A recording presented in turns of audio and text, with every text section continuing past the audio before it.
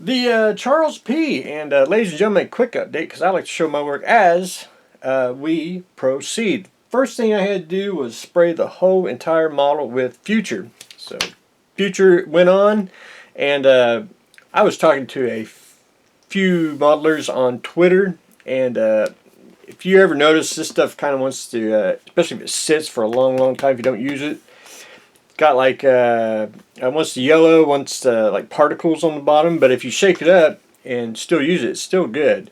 It's just we were discussing if it had a shelf life. I think it does over a long period of time because I've had stuff where it's particles on the bottom. But I'm a big fan of, and I don't have it handy, but Vallejo's got their gloss varnish. I think it's almost equivalent to that. But that's just me, my personal opinion. But anyway, we got Future on the Charles P. Now I got the, I had to go ahead and rip off the protective coating. I got, of course, did get one little paint deal on there, but I got to clean that off, clean off the base. But anyway, other than that, got the entire model all gloss coat. It might be shiny in the light if you can see it. That's so I can put on Mr. Decals. So we are good and shiny all the way through. Now I could have probably just put the gloss coat and place it with decals, but I went ahead and sealed the entire model because I wanted to seal the entire waterline tape. That's so it won't come off or anything because it's not the best tackiness on the tape.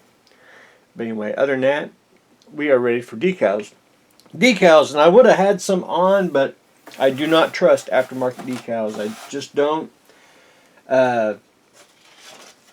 They're beautiful and they work great. I've used them before, but there's always that chance that they didn't put a protective coat on the decal sheet.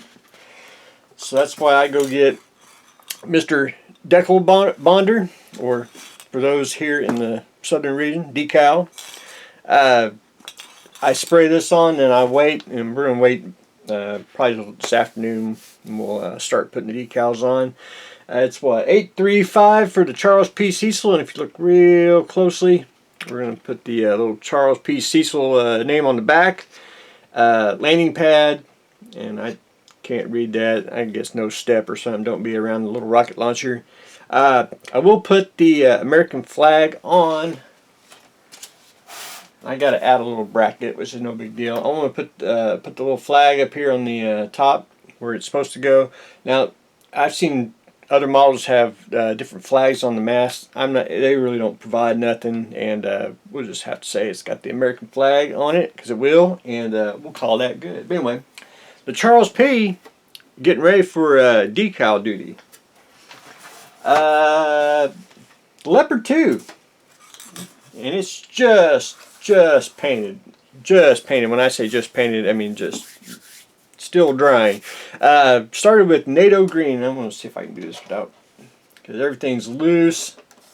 Let's see if I can do this without spilling. NATO green over the black base coat. It gives it good depth, shadows, and everything. Maybe we'll just see if this is good. We'll do this as a sample. You can probably see some of the shadows going through.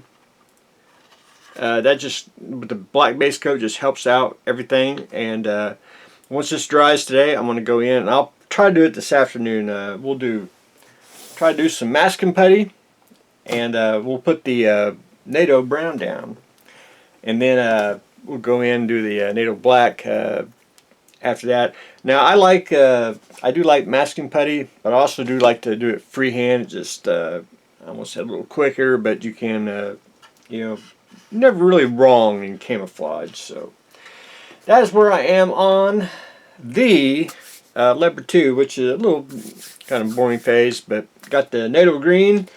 Once I get the I got the NATO green on. Let's get the NATO brown, NATO black on. Now I'll go in and do some highlights on the with the airbrush for the basically take olive green here, which is basically Vallejo's NATO green, just a lighter shade. And I'll go in and do some highlights on the green and all that. Anyway, more to come, and we will we'll talk about that more once we get a little farther ahead. The big Gundam, or the Gundam Greyback. I got him pretty much all assembled.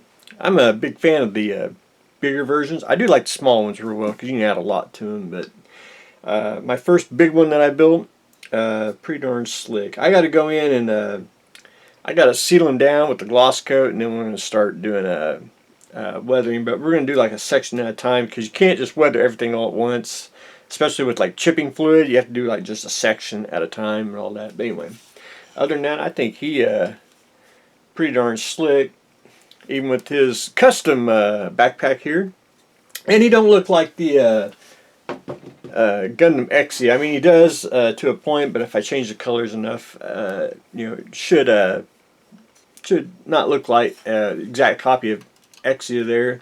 So the Gundam Greyback is taking shape. Now, you know, Gundams have a shield. I haven't decided if I want to put one on quite yet. But I am going to do, I was going to do a gun, but I'm going to probably just skip and do the little laser sword things. And I think what I'm going to do is I'm going to add a little part to it. So it has one on the Gundam itself that you can put the blade in, snap in. I'm going to add a little part here so I can glue it because it's going to be hanging and I don't want no grabbing hands. Of course, he does have large ceilings, but I didn't want someone to jump. But anyway, we'll probably do a, I don't know if you can use your imagination, do something like that with the saber. But anyway, that is where I am on the Gundam. So we're gonna probably start weathering him probably in about a week, and then Thanksgiving here in the States, holiday. I'll probably, if all comes, everything works out, we'll start some new stuff, and we'll start really weathering and chipping him and make him look battle worn. So that's what I got going on today.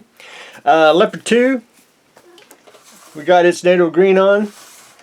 The Gundam Greyback all assembled and ready for painting and weathering, and the Charles P, we're getting ready to put its decals on. So that's what we got going on today, so stay tuned for the next exciting episode.